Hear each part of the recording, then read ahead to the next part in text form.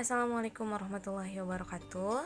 Perkenalkan, nama saya Anissa Nurul Fadilah dari Prodi Manajemen Pendidikan Islam semester 5. Pada kesempatan ini saya akan menjelaskan tentang struktur tata laksana manajemen pendidikan. Baik teman-teman, sebelum masuk kepada pembahasan, di sini saya akan menjelaskan mengenai latar belakangnya dulu ya. Tujuannya untuk apa? Agar teman-teman mudah mengerti mengenai struktur tata laksana manajemen pendidikan. Jadi, tata kelola sekolah laksana dapur pada sebuah rumah. Peran dapur seolah-olah tidak tampak. Namun, ketika hidangan tidak tersedia pada waktunya, penghuni rumah ingat pada dapur dan ingat kepada siapa yang memasak di dapur. Sebagai aktivitas sadar dan terencana, pendidikan sejatinya memerlukan ketertiban dalam segala aspeknya. Jadi dari pengertian tadi sudah jelas ya bahwa tata kelola atau tata laksana itu merupakan kebutuhan primer yang ada di sebuah lembaga pendidikan. Kehadirannya ini sangat penting untuk mengatur jalannya sebuah lembaga pendidikan. Baik teman-teman, dalam pembahasan ini ada 3 pokok penting yang akan saya bahas. Yang pertama mengenai pengertian dari tata laksana pendidikan, selanjutnya kebijakan umum pendidikan nasional, dan yang terakhir jenis-jenis lembaga pendidikan. Pembahasan pertama mengenai pengertian tata laksana pendidikan. Tata laksana pendidikan sering disebut dengan istilah administrasi tata usaha, yaitu segenap proses kegiatan pengelolaan surat menyurat yang dimulai dari menghimpun, mencatat, mengelola, menggandakan, mengirim, dan menyimpan sebuah bahan keterangan yang diperlukan oleh organisasi. Dengan pengertian ini, maka tata laksana atau tata usaha bukan hanya meliputi surat menyurat saja, tetapi semua bahan keterangan atau informasi yang berwujud warkat. Nah, warkat ini adalah catatan tertulis atau bergambar mengenai suatu hal untuk keperluan pengingatan agar apabila sewaktu-waktu diperlukan dan dapat disiapkan.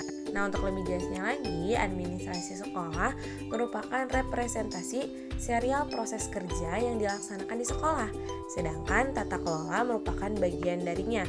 Dengan demikian, tata kelola merupakan bagian tak terpisahkan dari pendidikan. Tata kelola pendidikan sendiri memiliki hubungan yang sangat erat dengan administrasi. Dengan demikian, administrasi bukan sekedar penunjang tetapi juga penopang utama penyelenggaranya pendidikan, terutama dalam mewujudkan ketertiban tata kelola atau tata laksana pendidikan. Baik, selanjutnya kita masuk kepada pembahasan yang kedua mengenai kebijakan umum pendidikan nasional. Kebijakan pendidikan nasional sangat penting perannya di dalam melindungi dan memberikan pengawasan terhadap kegiatan pendidikan agar dapat berjalan sesuai dengan rencana untuk mencapai tujuan seperti yang diharapkan. Nah, maksudnya bahwa kebijakan pendidikan nasional adalah suatu produk yang dijadikan sebagai panduan pengambilan keputusan pendidikan yang legal netral dan disesuaikan dengan lingkungan hidup pendidikan secara moderat. Fungsi kebijakan pendidikan itu kebijakan pendidikan dibuat untuk menjadi pedoman dalam bertindak, mengarahkan kegiatan dalam pendidikan atau organisasi atau sekolah dengan masyarakat dan pemerintah untuk mencapai tujuan yang telah ditetapkan. Dengan kata lain, kebijakan merupakan garis umum untuk bertindak bagi pengambilan keputusan pada semua jenjang pendidikan atau organisasi. Menurut Subarsono, kebijakan pendidikan memiliki karakteristik yang khusus, diantaranya memiliki tujuan pendidikan, memenuhi aspek legal formal, memiliki konsep operasional, dibuat oleh yang berwenang, dapat dievaluasikan, dan memiliki sistematika. Landasan yuridis atau kebijakan pendidikan Indonesia adalah seperangkat konsep peraturan perundang-undangan yang menjadi titik tolak sistem pendidikan Indonesia. Di antaranya yang pertama ada dalam pembukaan Undang-Undang 1945. Antara lain, atas berkat rahmat Tuhan Yang Maha Kuasa dan dengan didorongkan oleh keinginan luhur supaya berkehidupan kebangsaan yang bebas, maka rakyat Indonesia dengan ini menyatakan kemerdekaannya. Kemudian daripada itu, untuk membentuk suatu pemerintahan negara Republik Indonesia yang melindungi segenap bangsa Indonesia dan seluruh tumpah darah Indonesia, dan untuk memajukan kesejahteraan umum, mencerdaskan kehidupan bangsa, dan ikut melaksanakan ketertiban dunia yang berdasarkan kemerdekaan, perdamaian abadi, dan keadilan sosial. Selanjutnya, pada pasal 31 Undang-Undang 1945 menyatakan bahwa setiap warga negara berhak mendapatkan pendidikan. Setiap warga negara wajib mengikuti pendidikan dasar dan pemerintah wajib membiayainya. Pemerintah mengusahakan dan menyelenggarakan suatu sistem pendidikan nasional yang meningkatkan keimanan dan ketakwaan serta akhlak mulia dalam rangka mencerdaskan kehidupan bangsa. Negara memprioritaskan anggaran pendidikan sekurang-kurangnya 20% dari anggaran pendapatan dan belanja negara serta dari anggaran pendapatan dan belanja daerah untuk memenuhi kebutuhan penyelenggaraan pendidikan nasional. Serta pemerintah memajukan ilmu pengetahuan dan teknologi dengan menjunjung tinggi nilai-nilai agama dan persatuan bangsa untuk kemajuan peradaban serta kesejahteraan umat manusia.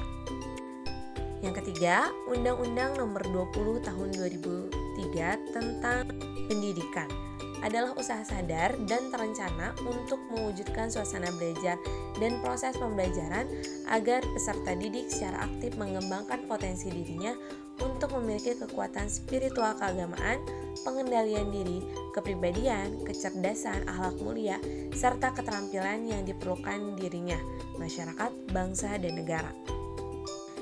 Selanjutnya, Undang-Undang Nomor 20 Tahun 2003 tentang Sistem Nasional Pendidikan menyatakan bahwa pendidikan nasional berfungsi mengembangkan kemampuan dan membentuk watak serta peradaban bangsa yang bermartabat dalam rangka mencerdaskan kehidupan bangsa, bertujuan untuk berkembangnya potensi peserta didik agar menjadi manusia yang beriman dan bertakwa kepada Tuhan Yang Maha Esa, berakhlak mulia, sehat, berilmu, cakap, kreatif, mandiri, dan menjadi warga negara yang demokratis serta bertanggung jawab. Yang terakhir, Peraturan Pemerintah Republik Indonesia Nomor 19 Tahun 2005 tentang Standar Nasional Pendidikan, Pasal 1 yang berisi bahwa Standar Nasional Pendidikan adalah kriteria minimal tentang sistem pendidikan di seluruh wilayah hukum negara Kesatuan Republik Indonesia. Nah, itulah merupakan landasan yuridis atau kebijakan pendidikan Indonesia. Nah, jadi teman-teman, kebijakan pendidikan hendaknya mewujudkan salah satu tujuan negara adalah mencerdaskan kehidupan bangsa. Pendidikan merupakan hak asasi setiap warga negara Indonesia, dan untuk itu setiap warga negara berhak memperoleh pendidikan yang bermutu sesuai dengan minat dan bakat yang dimilikinya tanpa memandang status sosial, status ekonomi, suku, etnis, agama, dan gender.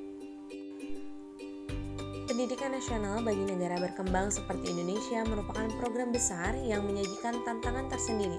Hal ini karena jumlah penduduk yang luar biasa dan posisinya tersebar ke berbagai pulau, ditambah lagi Indonesia merupakan masyarakat multi etnis dan sangat pluralistik sehingga tingkat sosial ekonomi yang beragam. Hal ini mampu menuntut adanya sistem pendidikan nasional yang kompleks sehingga mampu memenuhi kebutuhan seluruh rakyat. Baik, masuk kepada materi yang terakhir mengenai jenis-jenis lembaga pendidikan. Nah, di sini jenis-jenis lembaga pendidikan itu ada 3 ya teman-teman. Yang pertama lembaga pendidikan formal, selanjutnya lembaga pendidikan non formal, dan yang terakhir lembaga pendidikan informal. Nah, kita masuk kepada lembaga pendidikan formal. Pendidikan formal ialah pendidikan yang dilaksanakan di sekolah yang didapati secara sistematis, teratur, bertingkat, dan dengan mengikuti syarat-syarat yang jelas. Sekolah yang lahir dan berkembang secara efektif dan efisien dari dan oleh serta untuk masyarakat adalah alat yang memiliki tugas untuk memberikan pelayanan pengajaran dalam belajar kepada generasi muda dalam mendidik masyarakat. Jenis pendidikan formal terdiri atas pendidikan umum, kejuruan, vokasi, profesi, keagamaan, dan khusus. Baik teman-teman, selanjutnya kita masuk kepada lembaga pendidikan non formal. Nah, pendidikan non formal diselenggarakan untuk kepentingan warga masyarakat yang memerlukan layanan pendidikan. Pendidikan non formal berfungsi sebagai penambah lembaga pendidikan atau menjadi pelengkap pendidikan formal dalam rangka mendukung pendidikan sepanjang hayat. Satuan pendidikannya terdiri atas lembaga kursus, kelompok belajar, lembaga pelatihan, pusat kegiatan belajar, majelis taklim, serta satuan pendidikan yang sejenis. Nah, seperti di gambar yang di samping ya teman-teman, di situ gambar kursus jahit ya. Nah, ini merupakan salah satu lembaga pendidikan non-formal. Nah, hasil dari pendidikan non-formal ini dapat dihargai setara dengan hasil pendidikan formal. Tapi, setelah melalui proses penilaian penyetaraan oleh lembaga yang ditunjuk oleh pemerintah atau Pemda dengan mengacu pada standar pendidikan nasional.